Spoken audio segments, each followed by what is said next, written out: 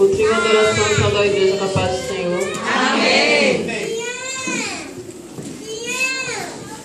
O versículo está em Salmos 1, versículo 3, que diz: é como árvore plantada à beira de águas correntes, dá fruto no tempo certo, e suas folhas não murcham. Tudo o que faz prospera. É assim que será em sua vida, e hoje chega o tempo de prosperar. A adoração quer entregar essa pequena lembrancinha, mas muito valiosa, porque para homenagear, né, tudo que a senhora representa na nossa vida. Receba com carinho, em nome de Jesus. Aleluia!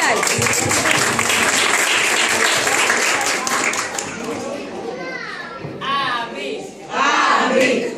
Amém! Amém! É surpresa, ô glória! É mistério. Eu sei que é momento de festa. Eu sei que é momento de festa, mas a palavra do Senhor diz que todo tempo é tempo de agradecer. E hoje à tarde, nós da minha família tomamos um susto muito grande. A minha irmã está às vésperas de comemorar as bodas de prata amanhã, com a super festa. E hoje ela pegou de surpresa, uma notícia que meu cunhado tinha tido um infarto. E estava no hospital Agamenon, e ela saiu desesperada, largou bolo, largou festa, largou tudo. E aí eu creio que nossa igreja tem servos que oram, Eu pedi oração, pedi socorro aos irmãos, porque grande foi o desespero dela. Mas ainda ali sentada na cadeira, o telefone tocou e ela disse que do jeito que todas as taxas subiram, elas desceram. E ela estava a caminho de casa com ele, para a honra e glória do Senhor. Porque esse é o nosso Deus, é um Deus que é fiel e que quando ele começa uma obra, ele termina. Amém?